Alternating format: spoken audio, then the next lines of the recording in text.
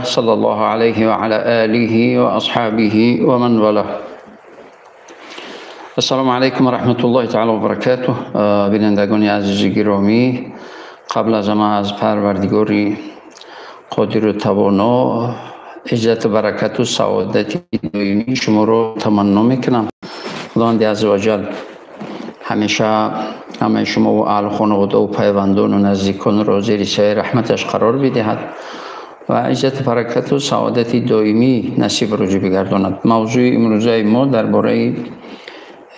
در موضوع راستگویی و یا اینکه راستگویی از نظر اسلام منفعت و برکت اون و دروغگویی از نظر اسلام و نحسی و کسرتی و ببرکتی اون. در این دو نقطه ما صحبت داریم.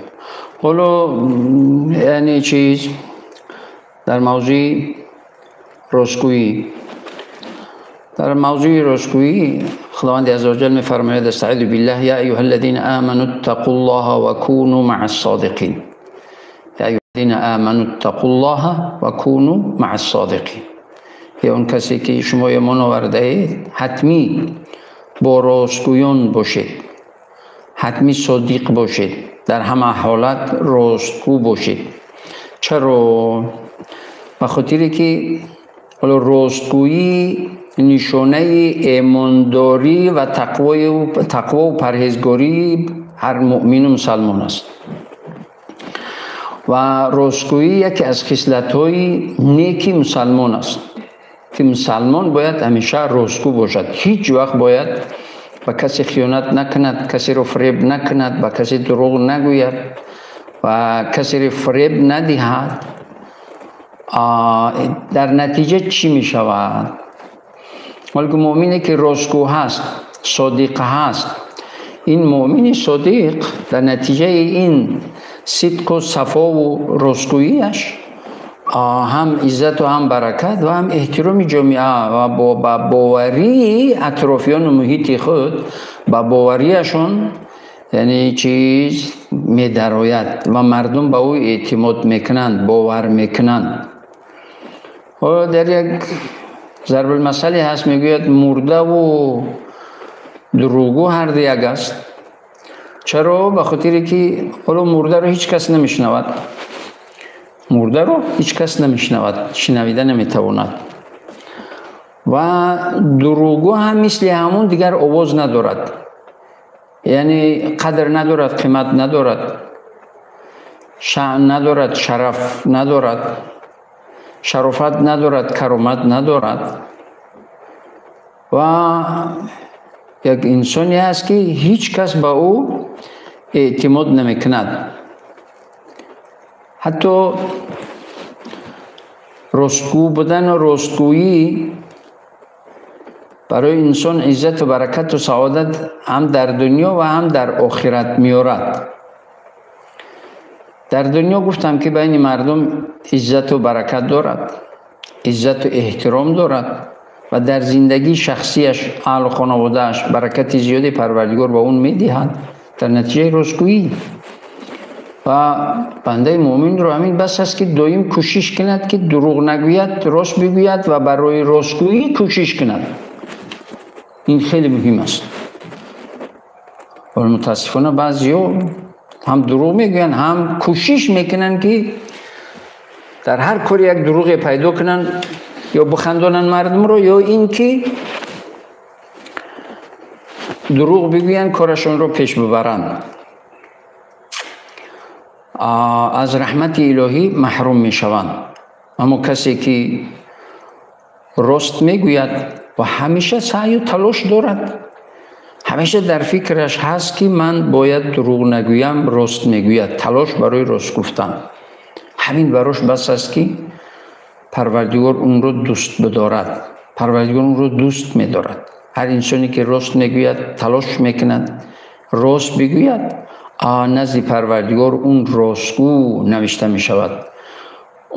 نزد پروردگار اون از بندگانی صادقش هست، از بندگانی صالحش هست. انسان با راستگوییش نزد پروردگار هم صادق هم صالح می شود. وقتی که بنده که هم صادق و هم صالح شد، پروردگار با اون نظری خاص میکند، با نظری رحمتش نظر میکند در زندگیش، در عمرش، در رزقش، حتی در فرزندانش خیر برکت زیادی را عطا میکند. در نتیجه چی؟ در نتیجه رستگوییش. برای همین بنده مومن باید دائم راست بگوید. حتی فردا روز قیامت پروردگار میگوید قال الله هذا يوم ينفع الصادقين صدقهم لهم جنات تجري من تحتها الانهار خالدين فيها ابدا رضي الله عنهم ورضوا عنه ذلك الفوز العظیم.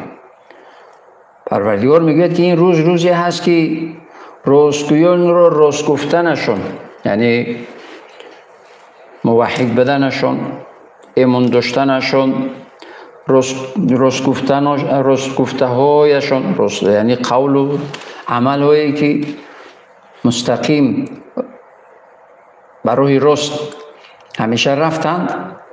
پس میگوید این روزی هست که همون راستگویان رو برایشون راست و صادق بدنی که در دنیا صادق بدن منفعتشون هست، کامیاب هستند. اونایی که در دنیا راست گفتند، صادق بودن، ایمان آوردن، پروردگار رو باور کردن، رسول پروردگار باور کردن، برای منفعت مردم سعی و تلاش و کوشش کردن، به مردم دروغ نگفتن، منفعتشون به بندگان مؤمن، به مسلمانان و جمعیت مسلمانی منفعتشون رسید. در آرامی و آبادی و آسودگی مردم مسلمان سهم گذاشتن. برای اونو چی هست؟ لهم جنات تجری من تحتها الانهار خالدین فیها ابدا. برای اونو جنت هایی که پر از نهر و جوی های آب، قصر هایی که در یعنی همیشه باغ و بستانی که داخل اون نهرهای آب هست، بهترین نعمت های الهی در جنت. و خالدین فیها ابدا، و همیشه جاودانه در اونجا می باشند، دائم و ابد در اونجا می باشند. و پروردگار از اونا راضی هست و اونا از پروردگارشون راضی هست. ذلك الفوز العظیم. این است کامیابی بزرگترین، این است عزت و برکت و سعادت ابدی. حتی در روایت آمدگی است که حضرت عمر رضی الله تعالی عنه رو در کار تبریک گفتن مبارک باشد.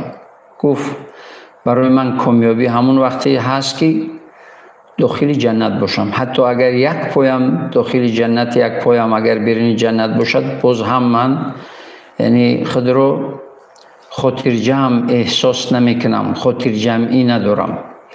وقتی من خاطر جمعی دارم که داخل جنت شوم، انا اون روز تبریک گویی قبول دارم. به هر حال انسانی مسلمان باید دائم راستگو باشد، برای راست گفتن تلاش کند.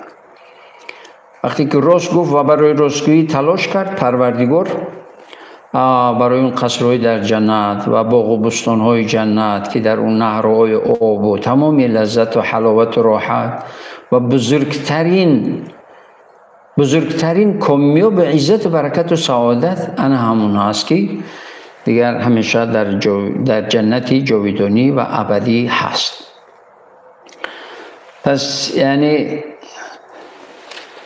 راستگویی و تلاش برای راست گفتن سبب هدایت و داخل شدنش به جنت می شود. چرا که پیامبر گرامی اسلام صلی الله علیه و سلم میگویند که ان الصدق یهدی الی البر و ان البر یهدی الی الجنه. راستگویی به سوی نکوکاری میبرد. انسانی که نیتی دروغ گفتن ندارد، همیشه در قلب و روح و روان و فکر و اندیشه‌اش راستگویی هست. حالا همین نیتی نیکش، نیتی راست گفتنش و نیتی راستکاریش و نیتی نیکی انجام دادنش اون رو به چی میبرد؟ به نیکی میبرد، به نکوکاری میبرد. الی البر، نکوکار میباشد. و نکوکاری اون رو به سوی چی میبرد؟ نکوکاری انسان مسلمان رو به جنت میبرد. ان الصدق یهدی الی البر و ان البر یهدی الی الجنه. به سوی جنت میبرد. برای همین مؤمن هیچ ممکن نیست که مسلمان یا مؤمن و مسلمان یعنی دروغ بگوید یا قصد دروغ گفتن را کند، حتی اگر به ضرر خودش هم باشد، حتی به ضرر خودش باشد. فقط در 3 حالت به طور استثنا پروردگار اجازت دروغ گفتن را دادگی هست، دیگر در هیچ حالت ممکن نیست، اجازت نیست که دروغ بگوید. چرا که دروغ گفتن کسرتی دارد، نحسی دارد، بی برکتی دارد، بی آبرویی دارد. یک انسانی که یک بار دروغگوییت را اگر عمیق کند، دقیق کند، دیگر هیچ ممکن نیست که اون باور کند. میگه یک دروغگو هست. یک دروغگو هست یعنی چی؟ باورت نمی کند، اعتمادت نمی کند.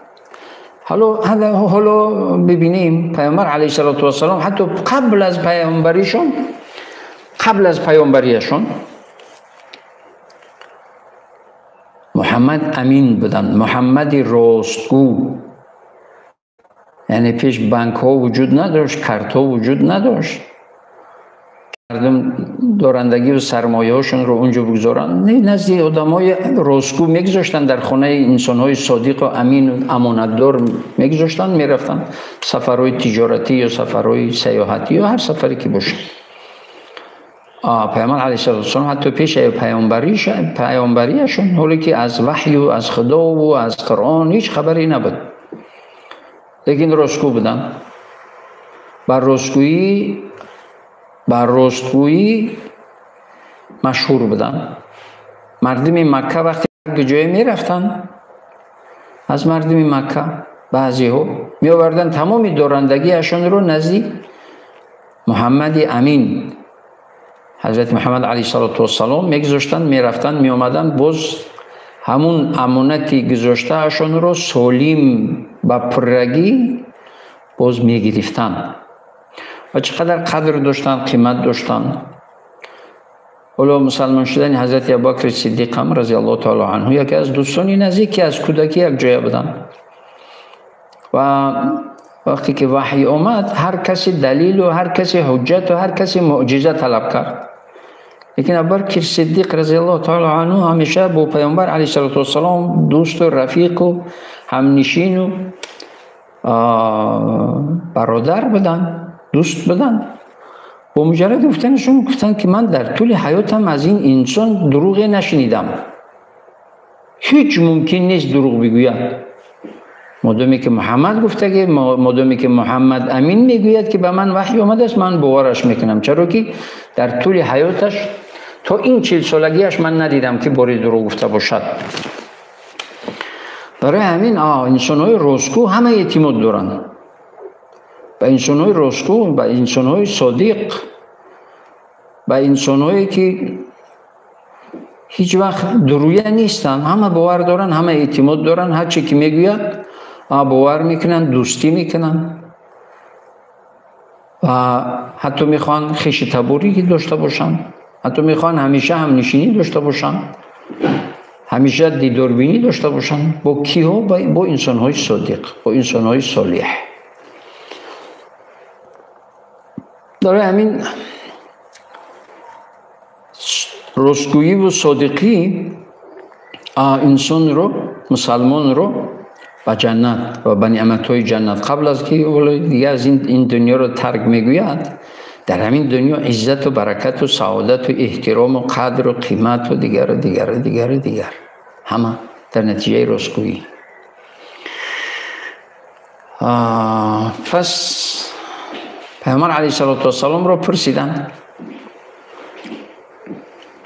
ای الاخلاق افضل، کدام خصلت برای مسلمان بهترین خصلت است؟ گفت که الصدق، یعنی راستگویی.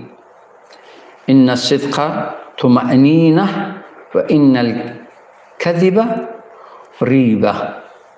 یعنی راستگویی خاطر جمعی و قناعتمندی و راضیگی و خاطر جمعی است.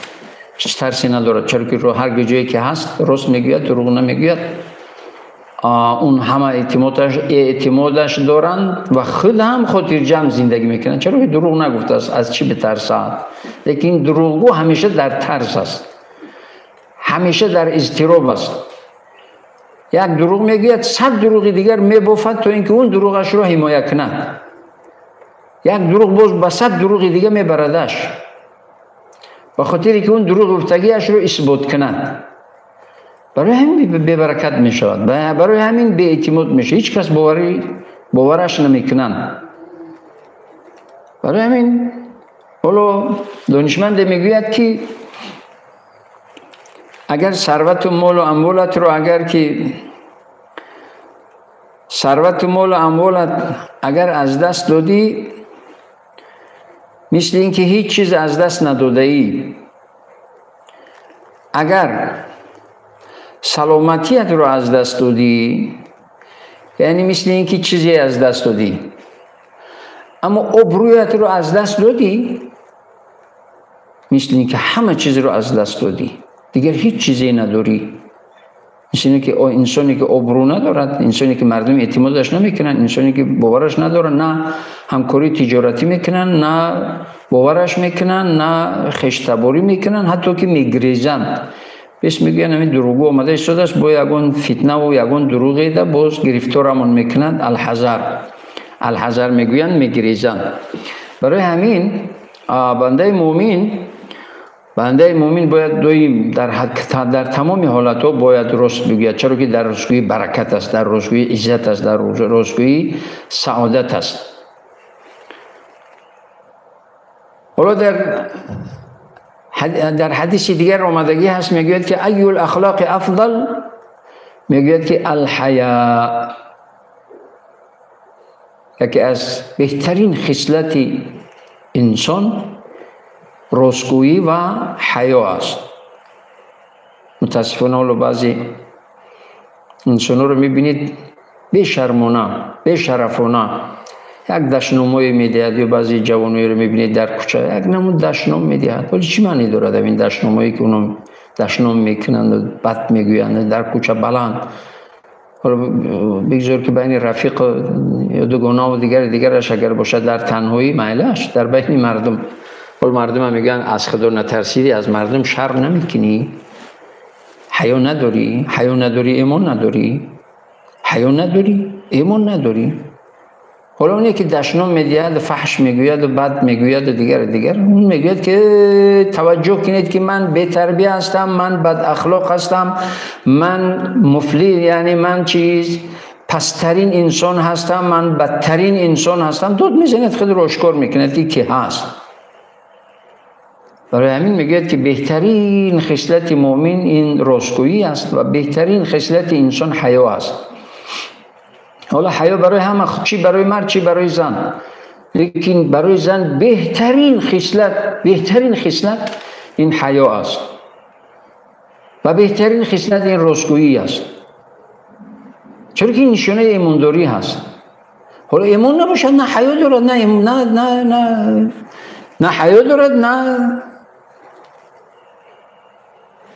راستگویی میکند، نه راست میگوید، نه دویم گپش کارش فریب، دروغ، فن، پدر مادر فریب میدهد، دروغ میگوید، اکا و دادر فریب میدهد، دروغ میگوید، بالاخره میرود همون شوهرش رو دروغ میگوید، فریب میکند. چرا که هر زندگی رو که در خانه پدر و مادرش کرد، میرود در همون خانه شوهرش هم باز همون جور هم به یک جهنم تبدیل میدهد. همین دروغگویی، نیرنگبازی، حیله‌گری، بی حیایی، بی ایمان. همین دانشمندان اسلام میگویند که قبل از اون که ازدواج میکنی ببین که پدر و مادری همون دختری که کلین میکنی یا که زنش بزنی میگیریدش، ببینید که چی زندگی دارند، چه احوال دارند. عیناً همون احوال رو میآید در خانه، همون رول رو بازی میکند. دروغگو باشد یا دروغگو، جنجالی باشد یک جنجالی، اغواگر باشد یک اغواگر، تهمت کن باشد یک تهمت کن، نیرنگ باز باشد یک نیرنگ باز، بی حیا باشد یا بی حیا. میآید در خانه شوهرش عیناً همون رول رو تکرارا بازی میکنه، تاکسی که در اونجا کرده است همینجا میکنه. برای همین باید مسلمان آگاه باشد، مسلمان دروغ نگوید. خصوصا حیا برای زن یکی از بهترین خصلت است که برکتش رو، زینتش رو، زیباییش رو، اگر بی‌زیب‌ترین زنی روی دنیا هم باشد، با حیاترین زنی روی دنیا باشد، بهتر و برکت‌ترین زندگی دارد. تجربه اثبات کردگی است. تجربه حیات زندگی اثبات کردگی است. بگذار در مسئله راستگویی و صادق بودن و صداقت قصه است در ازدواج بگویم. پیش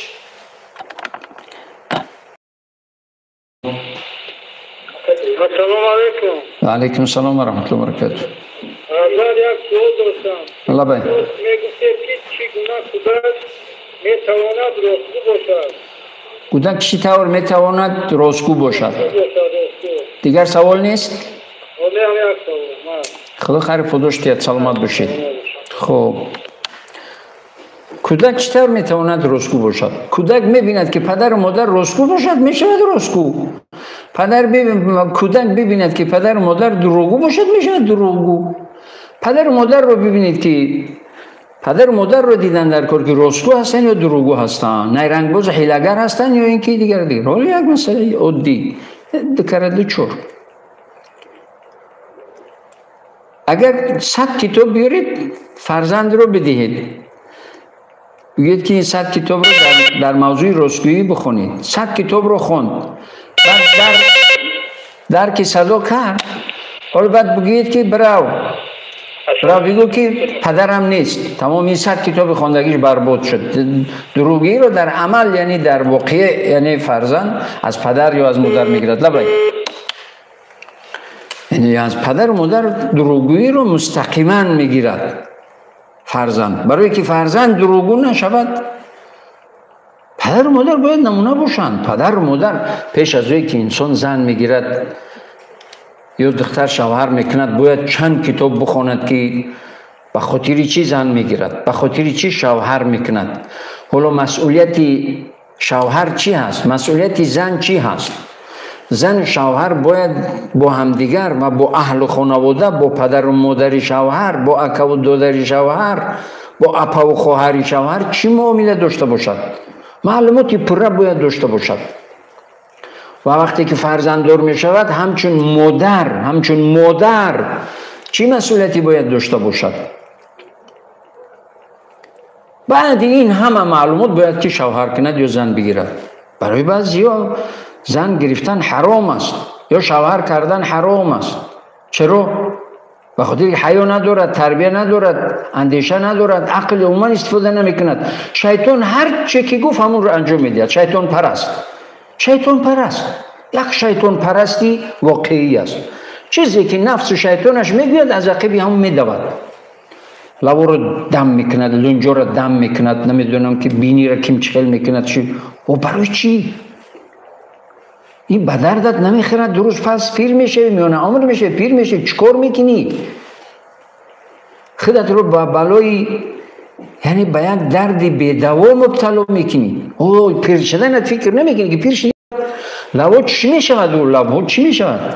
10 سال پس ببینید همونایی که 10 سال پیش لوا را او جوانای عزیز، خواهرای عزیز، دور فکر کنید. خب هر چی که خواستید کردید، او زیر خوک چی میکنید؟ زیر خوک چی میگوید؟ بعد جوابگری داره در روز قیامت چی میگوید؟ اگر قبر قیامت هم باور نداشته باشید، بر باور نداشتن شما اون بر هم نمیخورد، مسئولیت دارد. لبین. سلام علیکم. و علیکم السلام. سلام علیکم. مرحبا. دروغ به انسان چی ضرر میاره؟ دروغ به انسان چی ضرر میاره؟ دیگه سوال نیست؟ نه. خدا خیر برکت کرد. وقتی که انسان که حالا وقتی که قیامت باور نکنی، قبر باور نکنی، از بین میره. او جوابگری دارد، سوال جواب دارد از برای خدا. پروردگار این انسان رو چنان مرکب ساختگی است. ببینید یک چشم چند میلیارد میکرورگ‌های وابسته تا مغز، یا این مغز چقدر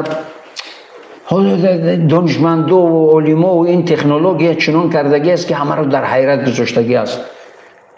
این عضوها رو ببینید با هم پیچیده. همه این معنی را دارد که نه، انسان رو بیهوده پروردگار خلق نکرده است. پروردگار میپرسد. برای همین باید که زیر خاک فکر کردن، قیامت فکر کردن در کار. هر کاری که، هر صفتی که به منفعت است، خصوصا در پیری منفعت و فایدت میکند، همون کار رو در جوانی انجام بده. حالا این سوال، من قصه رو میخواستم بگویم که سوال آمد. حالا میگید که زیر چادر میدرد، میبیند که عروس چنون بیزیب است. شاه میگوید اوه ایتا بیزیبه، میخواهد بیرون شد. زنی خیرتمند، زنی با عقل، با فراست، با تربیه، از لحظه اول زندگیش رو با دست دندانش مستحکم میگیرد، خانهش رو جنت میکند. از دستی شاه میگیرد، نکاح شدگی هست، از دستش میگیرد، میگوید مرد اگر پروردگار با من حسن نداده است لیکن عقل و فراست داده است، در زندگی با من پشیمون نمیشوی. خوب دقت بدید بینندگانی عزیز، خصوصا خواهرای عزیز. بعد 30 سال میپرسن این مرد، این گپ رو میشنه، گپ شهر رو هم میشنه، اون اهل خانواده که او یاروش تبیزیب است و میگن که از برای خدا زندگیت چخیل است. 30 سال است میبینیم بسیار خوشنود، خوشحال، همیشه چهرهت شده، از خانت خندیده میبروی، از خانت که میبینیم که خانت در آمدنی میشه، چهرهت شده خندیده میدروی. چی سیر است؟ حالا گفتم که ایتا بیزیب است. گروس بگیم سوگند به پروردگار در 30 سال یک بار یک دیگر نفهمی که عیبی من بود. من فکر میکنم هر روز در خانه من یک عروسی نو است. عروسی نو چی یعنی؟ با خوشبویی هایش، با سر لباس مخصوصش، با سکه و صورت زیبایش، حتی با جمله هایش، در گسیل کردن جمله ها تا دروازه، از دروازه استقبال میگیرد با جمله ها، با شعر و با نوازش و با مهربانی. تمام خسته هایم در خسته های بیرونی خانه همه رفع می شود با مجردی در آمدن خانه، چون که خانه آرام، خانه جنتی دارم، زنی جنتی دارم، زنی خیرتمند دارم. بسیاری زنایی که خیلی صاحب جمال هستند تلخترین زندگی رو دارن، مغرور به همون حسنشون می شود، زندگیشون رو تلخ میکنن. ممکنه یک طرفی مسئله باشه. طرفی دیگری مسئله، حالا همون زنایی که زیبا هستند باز آرا و تارا میدین و بعد خود رو در نمایش میگذارن، همه دقت میدید، همه اوه میگوید اون چشم حق است، چشم میرسد، حسد میرسد. حسد یعنی مردمی تاجیک میگوین چی؟ چشم سنگ میکفوند، زندگیش رو تباه میکند. حیا پیش کند، سرش پیش، یعنی چشمش پیش خودش بگیرد، احتیاط کند، نه چشمش میرسد، نه حسد میرسدش، نه حیاتش، نه زندگیش تلخ میشه، زندگیش خوب میگذرد. حالا سوالی که دروغ چی ضرر دارد؟ لبای لبای جون. السلام علیکم و رحمت الله. و علیکم السلام و رحمت الله و برکاته. گوش میکنم. مرحمت، شما در برنامه مستقیم هستید. مرحمت. حضرت یک سوال داشتیم. مرحمت. اما دروغ در دوستی چی تاثیر داره؟ اصلا دوست دروغ میگوید. خدا خیر برکت. دیگر سوال نیست. دوست دروغ نمیگوید. دوستی یعنی چی؟ منفعتی طرف دیگر رو خواستن، این رو میگوین دوست. دوست همیشه منفعتی خودش و منفعتی طرف دیگر رو میخواهد، هیچ وقت ضرری این طرف رو نمیخواهد، طرف دیگر رو ضرری طرف دیگر رو نمیخواهد. میگوین دوست. حالا که دروغ اون دوست است؟ دروغ دوست نیست. دروغ دوستی شیطان است. و علیکم السلام. دوله محترم، خوب هستین؟ الحمدلله، فضل خدا، سلامت باشید. دوله جان، حضرتان سلام سوال داشتیم. مرحمت. همین اصلا همین برای دروغ گفتن حضرت، همین اصلا همین دروغ گفتن گناه همین دروغ گفتن گناه است. چرا گناه است دروغ گفتن؟ همین سراوشایی میاد حضرت. سلامت باشید. دیگه سوال نیست؟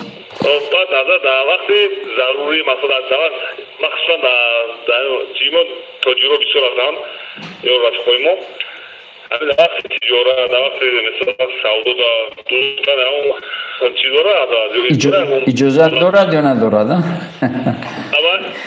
یعنی گفتنی هستی که در تجارت دروغ گفتن اجازت هست یا نیست؟ بله خدا خیر برکت دیگر سوال نیست؟ نه خدا خیر برکت سلامت باشید موفق باشید. در تجارت دروغ گفتن یعنی اگر میخواهید که تجارتتون به برکت شود، مفلس شوید، کساد شوید، همه ثروت از دست برود، همه تباه شود، دروغ بگویید. دروغ یعنی به کثرتی، کثافتی، به برکتی. حالا پیامبر علیه السلام رو پرسیدن، گفتن که ایکون المؤمن جبانا، ای رسول خدا مسلمان ترسونچک به غیرت می شود؟ ولی بعضی اگر یک شلفه از او قدر رو بشه دیگه جاش یک قد می پرد. گفت می شود، این خصلت انسانی هست. بعد گفتن که قیل له ان یکون بخیلا، یعنی بخیل می شود؟ گفت می شود، این خصلت انسانی هست. بعد پرسیدن که قیل له ایکون المؤمن کذابا او المسلم کذابا، آیا مسلمان دروغگو می شود؟ قال لا، هیچ ممکن نیست. هیچ ممکن نیست که مؤمن مسلمان دروغ بگوید. حالا میگن دروغگویی ترکیه من گناه است، گناه عظیم است. دروغگویی گناه عظیم است. بعضی آدم عادت کردگی هستند، یعنی همیشه کارشون دروغگویی هست. حالا میگه که در تجارت هیچ ممکن نیست، حتی که وقتی که مالی رو میفروشید، حتی پیامبر علیه السلام روز بازار رفتن و دیدن که یک چیز خب قابچه گندمی، شاید وحی لبای لبای. سلام علیکم استاد محترم. و علیکم السلام و رحمت الله. میگوید استاد محترم که همه والدین چگونه فرزند را به راستگویی عادت دهند؟ فرزندان به منم درست گفتن عادت. سلامت باشید، خدا خیر بگه. دیگر سوال نیست؟ سلامت باشید. بعد دستشون رو داخل کردن که بالا خشک است، تگ نمناک است، یعنی تر است. بعد گفتن که من غشنا فلیس منا، کسی ما رو فریب میدهد، یعنی در تجارت دروغ میگوید او از جمله مؤمنی کاملی کامیاب نیست. علیکم السلام علیکم حضرت عمرو. علیکم السلام و رحمت الله و برکاته. حضرت یک سوال داشتیم. مرحمت. پیامبر خدا درباره راستگویی چی فرموده است؟ سلامت باشید، سلامت باشید. دیگر سوال نیست؟ سوال جواب دید. خدا خیر برکت. یعنی راستگو با همراهی در روز قیامت و در جنت همیشه با چی هستند؟ راستگویان با پیامبران هستند، با صدیقین هستند، با شهدا هستند، مع النبیین و الشهداء و الصادقین و الشهداء، با پیامبران و با چیز. سلام علیکم و رحمت الله. علیکم السلام و رحمت الله و برکاته. سلام علیکم. و علیکم السلام. میشنوم. سوال دارید؟ مرحمت. سوال داشتیم مرحمت. درباره راستگویی چیست خودش حضرت؟ راستگویی چی هست؟ بله. و دروغگویی چی هست؟ بله. خدا خیر برکت دهد. سلام باشید. راستگویی یعنی واقعیت رو گفتن، هر چیزی که واقعیت است اون رو گفتن. حق رو باطل نشان ندادن یا حق رو به باطل تبدیل نکردن، حق رو یعنی پنهان نکردن، حق رو ناحق نگفتن، حق رو ناحق نگفتن، این میشه راستگویی.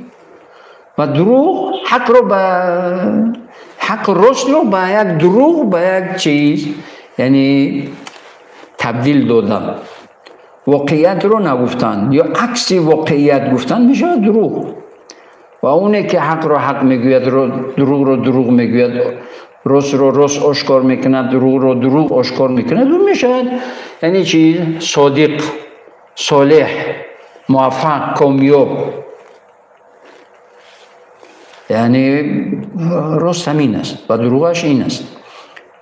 برای همین انسانی مسلمان همیشه حق رو حق و دروغ رو حق راست گفتن در کار و چیزی که واقعیت است همون رو گفتن در کار، تا اینکه در روی خط دروغگویان نرود.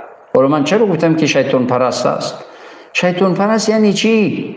شیطان هر چیزی که میگوید همون رو میگوید، دنبال شیطان میرود. شیطان مثل اینکه لجامش زده است، از اختیار شیطان دیگر بیرون رفتن نمیتواند. برای همین نه مسلمان باید که واقعیت، حقیقت و واقعیت رو باید که حقیقت و واقعیت بگوید. دروغ و یعنی چیز کساد و حالا پیامبر علیه السلام دستشون رو دوختن، گفتن که کسی ما رو فریب میدهد در تجارت. حالا برادر سوال کرد آیا در تجارت؟ هیچ ممکن نیست. و پیامبر علیه السلام میگه که التاجر الجسور کالمجاهد فی سبیل الله، تاجر جسور رستقو مثل مجاهدی در راه خدا هست، مثل مجاهدی که وطنش را حمایت میکند هست، مثل یک شجاع و یک غیرتی که سینه سپر میکند است. تاجر جسور درجه همون درجه شهیدی و مقام شهیدی رو نزد پروردگار میگیرد که دروغ نمیگوید. در مالش نقصی هست میگوید برادر یعنی این مال در اصل همین نرخ است، لیکن باری من نقص دارد، کمبودی دارد، با در نظر داشت این کمبودیش این همین قدر ارزان میدهم، پنهان نکند. هیچ ممکن نیست اون تاجر مفلس شود. چرا تاجری ما یک حب میخیزن یکی توپ میزنند؟ اگه دروغ میگویم، دروغ بی برکتی میارد در تجارت. شما دیدید کدام تاجری که راستگوی، صادقی، امینی که همیشه راست میگوید، هیچ فریب نمیدهد، هیچ کسی رو فند و فریب نمیکند، مفلس شده است؟ نمیشود، هیچ ممکن نیست.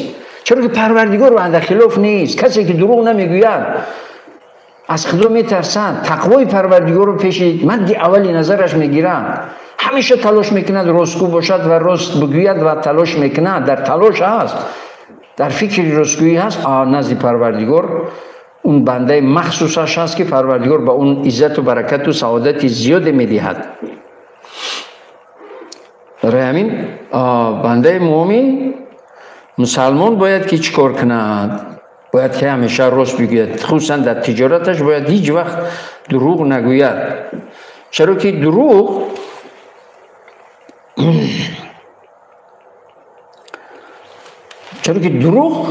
انسان بی برکت میکند، در تجارت بی برکتی میشود، در عمر بی برکتی میآید، نحسی میآید، کسرتی میآید، کثافتی میآید، ناآمدی میآید در عمر، در زندگی، در فرزند. بعضی دروغ میگن، ظلم میکنن، ستم میکنن. بعد چی؟ لبین. الو. و علیکم السلام و رحمت الله و برکاته.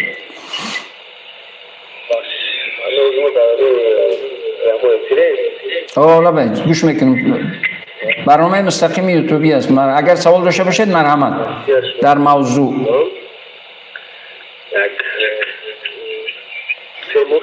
بلندتر صحبت میکردید.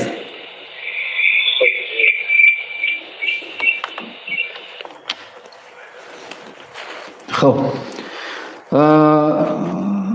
دروغ میگید، ظلم میکند، فریب میکند، دیگر میکند. بعد چی؟ بعد میبینید که فرزندش خیانتش کرد، دخترش خیانتش کرد، حتی زنش خیانتش کرد. خدا نشان ندهد. برای همین مسلمان چی در تجارتش، چی در خشتباریش، چی در حتی بزنش هستند، در معامله زن و شوهری، تمام این معامله ها. حالا گفت که ما تاجر بین دوستا دروغ گفتن اجازت است. و دوست دروغ نمیگوید، حتی زن شوهر باید به هم دیگر دروغ نگویند، مگر در مسئله مهر اجازت دادگی از پروردگار. در مسئله مهر دروغ گفتن رو اجازه داده، در دیگه حالت هیچ ممکن نیست دروغ گفتن. الو لبین. یک بار دیگر سلام علیکم. بخشش ما در موجودات مهنتی قرار داریم. علیکم السلام. مرحبا. فرمایشی شما تماشا داریم. بابا وجود همین سوال ما یک چنین است. شما خدا الحمدلله و مردم توجیک مردم مسلمان هستیم. الحمدلله. من 8 سال تقریبا وطن نبودم. باور کنید دل برای وطن گم میزند. اون نبودی وطن رو ببینیم، پیشروی وطن رو ببینیم. میخوایم هر در وطن باشیم، اما متاسفانه خدا حفظتون که ند سالم و غنیم بر بگرداند. همین مردم بسیار دروغ میگویند. سببش در چی باشد و چیکار کردن در کار که پیش روی همین دروغ گیره. سلامت باشید. دیگه سوال نیست؟ سلامت کلام نه. پروردگار شما رو حفظ کند و سالم و غنیم با برکت با عزت به نزد پیوندان بر بگرداند. حتمی سوال شما رو جواب میگه. الله رحمت. خدا خیر برکت کرد. از مجرد میانتی چیکار کنیم که دروغ نگیم؟ باید پروردگار رو پیش رو بگیریم. حالا در حدیثی صحیح متفق علیه میگوید که الاحسان ان تعبد الله كأنك تراه فإن لم تكن تراه فإنه يراك. و پروردگار همیشه نظر میکند. دروغ میگوید تا کجا میروید؟ این دروغ شما رو به کجا میبرد؟ دروغ به جهنم میبرد. چرا دروغ میگوین؟ برای که ضعیف ایمانی انسان است، به ایمانی انسان است. و پیامبر اساساً گفت که مؤمن دروغگو نمیشود. مؤمن دروغ نمیگوید. و دروغ گفتید با دروغ چی؟ دروغ همین تجربه حیات زندگی رو ببینید، دروغگو رو ببینید، یگون تاش برکت یافته است. تمام دروغ نگو. میگه که به ادب رو گفتن که ادب رو از کی آموختی؟ گو از بی ادب. از کی؟ از بی ادب. دیدم که هر بی ادب هر کاری بدی رو انجام داد در نظرم بد شد، اون کار رو نکردم، شدم با ادب. و دروغگو رو ببینید که چه آبرو دارن، نه در زندگیشون، نه در تجارتشون، نه در مهنتشون، نه در زحمتشون، نه در شأن شرفشون، نه در آبرویشون، هیچ برکتی نیست. یک کذابی دروغگوی پیرو شیطان، بی برکتی، ناکامی، بدبختی، آواره سرگردان. و عقلانده از وجل عقل داده است، با عقل رو استفاده کنیم، تمام دروغ نگوییم.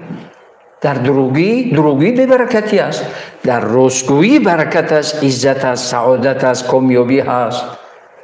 ولی بسیار دروغای بافته و ساخته میکنن، میگویم فکر نمیکنن که آقا پروردگار نظر دارد، زیر نظارت پروردگار. تو را تباه بهوده نساخته از پروردگار.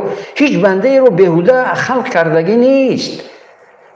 و فرد میپرسد از 1 تا 100 میپرسد، نقطه به نقطه. برای همین مومن به همیشه باید که پروردگار رو پیش رویش بگیرد، پروردگار رو پیش رویش بگیرد، همیشه پروردگار همیشه پیش رویش بگیرد، از خدا بترسد، دروغ نگوید.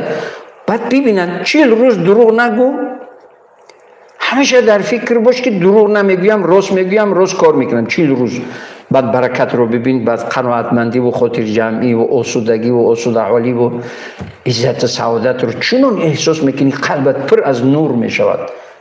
و دروغی تاریکی ایمان، تاریکی قلب، تاریکی ذهن، تاریکی عقل، تاریکی رزق، تاریکی روزی، نحسی، کسرتی، کثافتی، ناکامی و بدبختی دنیا و آخرت. کدام دروغگو کامیاب شده بود که حالا دیگر این دروغ بگوید که کامیاب شود؟ برای که دروغ نگوید مسلمان، برای که مسلمان دروغ نگوید، حالا استغفرالله زیاد گفتم.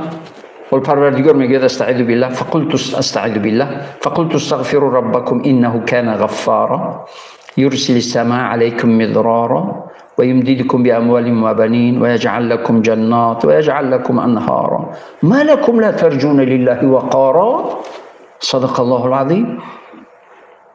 پروردگار رو استغفار بگویید. پروردگار بی نهایت بخشنده است. اگر دروغ گفته بودید تمام دروغای گفتگیت رو می آمرزد و دیگر دروغ گفتن نمیگذارد. ولی استغفار برای گناه گذشته و برای گناه نکردن. فقلت استغفروا ربکم انه کان غفارا. ولی بعد چی؟ هم گذشته دروغ و گناه گذشته رو استغفار، پروردگار با استغفارت میبخشد و هم در آینده گناه کردنت نمیگذارد، زیر نظارت مخصوص خودش قرار میدهد. باز از آسمان برایت برکت عطا میکند. یرسل السماء علیکم مدرارا و یمددکم باموال و بنین، و برایت مال و اموالی با برکت و فرزندان صالح. فرزندان صالح. یرسل السماء علیکم مدرارا و یمددکم باموال و بنین و یجعل لکم جنات، در جنت برات باغ و بستان ها در نتیجه استغفار گفتند. مومن همیشه اهل تصوف و اونایی که پرهیزگار با تقوا و خدا ترس و بسا به حق رسیده بودن، همیشه دستشون در کار بود لیکن قلبشون با پروردگار. برای همین یکی از اصولی یا که نصیحت های اساسی نقشبندی های این بود که میگفتن که دست به کار و دل به پروردگار. رانندگی میکنی استغفر الله استغفر الله استغفر الله العظیم الذي لا اله الا هو الحي القيوم استغفر الله واتوب الیه استغفر الله واتوب الیه استغفر الله واتوب الیه استغفر الله استغفر الله استغفر الله اللهم انت السلام ومنك السلام تبارك ربنا يا ذا الجلال والاكرام. یا سیدی استغفارها اللهم انت ربي لا اله الا انت خلقتني وانا عبدك وانا على عهدك ووعدك ما استطعت اعوذ بك من شر ما صنعت ابوء لك بنعمتك علي وابوء بذنبي فاغفر لي فانه لا يغفر الذنوب الا انت. این استغفار رو گفته دروغ نمیگوید. حتی اگر میل دروغ گفتن کردید، میل دروغ گفتن کردید، از انا همین جا از همین قلب همون ایمان داد میزند که از خدا بترس. دروغ نگو، دروغ نمیگوید. تمام. برای همین باید که مسلمان همیشه با ذکر باشد، با استغفار باشد و پروردگار حاضر بداند. حالا سوال آمده بود که میگوید پدر مادر چیکار کنه که فرزند دروغگو نشود؟ پدر مادر دروغ نگوید فرزند دروغگو نشود. شما دیدید اون کسی که دود میداد فرزندش دود ندهد؟ شما دیدید پدر مادر رو که نکلاوت یا بکلاوت یا نکلاوت فرزندش بکلاوت؟ نمیکلاوت. پدر مادری که نکشد ناس، یا که بچه ما کشی آمدیم جزیر کردیم خود نکش. استغفر الله استغفر الله استغفر. وقتی که فرزند دید که ناس در تای زبان ده شو شو شو شو شو شو می فرزند همون ناس میکشد، شو شو کده میگردد. تمام. و بخاطر که فرزند دروغگو نشود، شو شو نکند، نکشد، نکلاود، سالم فرزند رو صالح و سالم کلام کنی، صالح و سالم کلام کنی، که پگه که پیر شدی دیگه باید تیوقه قطی کت کت کت کت کت کت به مدار شدی، فرزندای باشد که بردارندت بلوی چشم دیده بردارند. برای این گونه شدن چیکار کردن در کار؟ نمونه بدن در کار. تمام. بسیاری میگن حالا فرزند تربیه فرزند مشکل نیست، خودت نمونه شو، فرزندات نمونوی میشن، میروند، تمام اصلاح میشن. برای همین درست که تربیه فرزند آسان نیست. فرزند آسان نیست. برای چی آسان نیست؟ برای که انسان باید خودش رو اصلاح کند، خودش نمونه باشد، نمونه عبرت باشد. فرزندان نمونه عبرت میشوند و میروند.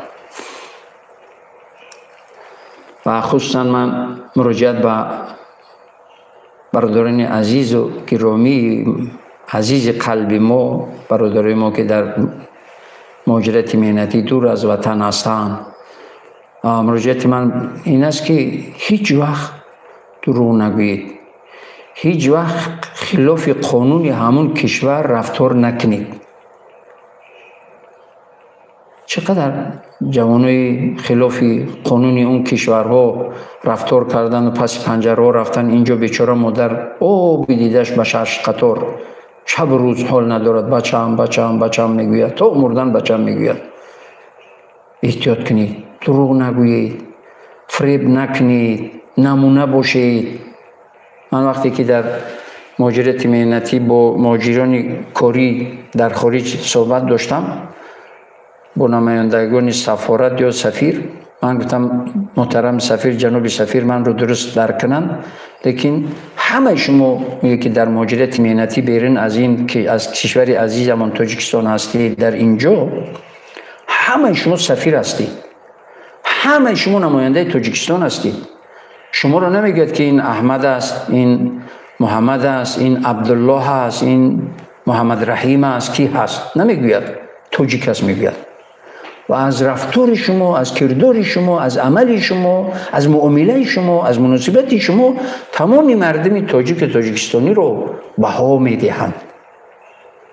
حادثه‌ای هم در اونجا شنیدیم که سفیر گفتند که یکی از گنرال ها در یک وخری مهم دولتی با من سلام کرد، گفت که جناب سفیر تاجیکستان، من یک فرزند دارم تاجیک است. گفتم چه فرزند تاجیک است؟ گفت بجای از فرزندانم زیادتر دوستش می‌دارم. من یک زنگ میزنم با اون صحبت کن تا اینکه خرسند شود. حالا ببینی بهترین رفتار و معامله و مناسبت. میگوید که زنگ زد، داد در دستم، صحبت کردم، گفتم که دادری عزیز، خداوند عزوجل عزت و برکت و سعادت دنیا و آخرت رو برایت بدهد که این گنرال سر من در آسمان رسید. وقتی که این تاجیک از فرزندم عزیزتر است برای من، سرم در آسمان رسید. باید که در مهاجرت ملتی بودگی ها شهروندان عزیزی ما، چی تاجیک غیر تاجیک، چی تاجیک چی غیر تاجیک، ولو غیر تاجیک رو هم مالک خب هر ملت دیگر هم باشد، تاجیکستانی میگن و با تاجیک نسبتش میدهن. برای همین این مسلمانی ما هست که باید که نمونه باشیم. چقدر دانشمندان اسلام با همین معامله های نیکشون، با معامله های با صادقی و راستگوییشون سبب هدایت چقدر انسان ها شدن، سبب هدایت شدن. یک قصه در یاد آمد از عبدالقادر گیلانی رحمت الله علیه. میگوید که با شاگردا و گروه مجموعه میرفتن جایی، دیدن که یک نفر در داخل لای چل غوطیده ایستاده است، مست پیون، کلویده میغلطد میغلطد لای چل همه. بعد اگه از شاگردا خندیدن به حالش، گفتن چی بلا هستی، چی حال است؟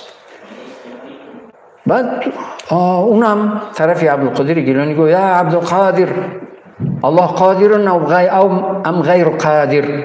یا عبدالقادر، پروردگار قادر است یا که غیر قادر؟ عبدالقادر گیلانی گفت که الله قادر است. باز پرسید ای عبدالقادر، پروردگار قادر است یا که غیر قادر یا قادر نیست؟ گفت پروردگار قادر است. سوم بار بپرسید، گفت ای عبدالقادر، پروردگار قادر است یا که قادر نیست؟ گفت عبدالقادر گیلانی رحمت الله علیه باز میگوید که الله قادر است.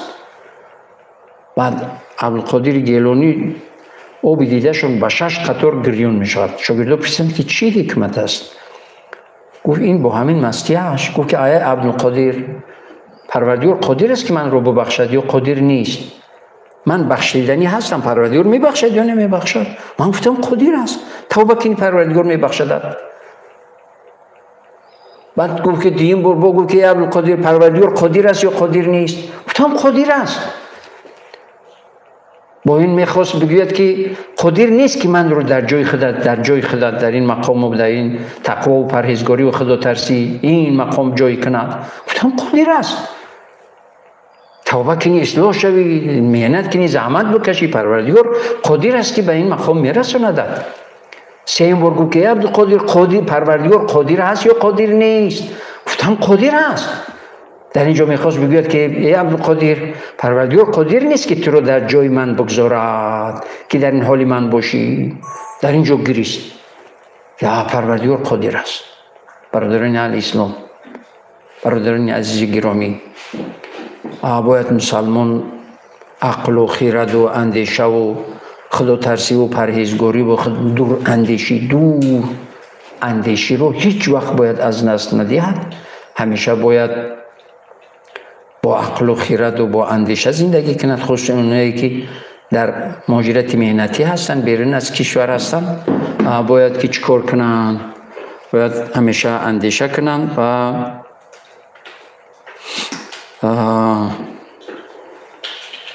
اندیشه کنن و همیشه باید دعای مسافر مستجاب است، دعا کنن همیشه در تماس باشن و دعا کنن. دعایشون مستجاب است، دعای مسافر قبول است، در حق ما، در حق وطن، در حق پیشوای ملت، در حق آرامی کشور. حال ببینید در غزه یکون بینای سالم نماند، همه با خود یکسان شد. لیکن الحمدلله بعد این همه ظلم ستم باز این صلح شد. لیکن چقدر طفلک، زیاده از 20,000 کودک، زیاده از 40,000 یعنی چیز زنها کشته شدن و در مجموع قریب 80,000 نفر کشته شد. خدا نشان ندهد از فتنه و خدا نشان ندهد از این از ظلم ظالم. همه که نارام کردی و ظالم بلند هجوم میکند. برای همین همیشه دعا کنید در حق تمام امت اسلامی، مردم مسلمان و وطن و کشور. حالا این برادری که از مهاجرت مهنتی زنگ زد گفت هر وقت میبینم 10 سال شد نرفتم تاجیکستان. 10 سال شد نیامده اید، بیایید ببینید که دوشنبه در کدام حالت است و مسجد رو ببینید در کدام حالت زیبایی و پر از نمازگزار هست. یکی بسیاری آدمایی که حق دارن، حسد دارن، کربین هستن، ناتوان هستن، عاجز هستن، حق بین نیستن، دویم کارشان گیج گیج کردن و میخواهند که نارام شود و پیشروی نشود. اونا را همون شیطان ها وسواس میکنند، بازیچه دست شیطان ها شدگی هستند. خداوند عزوجل همه را هدایت کند، همه را هدایت کند و خصوصا برادر مهاجری ما رو در حفظ حمایه و پناه خودش نگه بدارد و همین خصلتی بهترین نیکترین برای مؤمن صادقی و صادق بودن و راستگو بودن. این خصلت نیک رو پروردگار نصیب روزیمون بگرداند. همیشه صادق باشیم، همیشه مفید باشیم، به هیچ کسی ظلممون، به هیچ کسی ضررمون نرسد. سعادت و عزت و برکت و یعنی کامیابی دنیا و آخرت در همین است که به هیچ کسی ظلم نکردید و منفعت و فایدهتون رسید. افضل الناس انفع الناس، بهترین مؤمن، منفعت نابترین مؤمن، بهترین انسان همون انسانی است که منفعتش به دیگران میرسد. خداوند عزوجل از من، تو اهل خانواده و فرزندان من و شما و اهل خانواده و فرزندان شما و آیندگان همه ما و شما رو از مؤمنین صالح، مفید، منفعت ناک، با نیت‌های نیک، قلب‌های صاف و پاک، عمل‌های صالح زندگی کنیم تا اینکه عزت و برکت و سعادت دنیا و قبر و قیامت و جنت رو صاحب شویم. موفق و کامیاب و سربلند باشیم.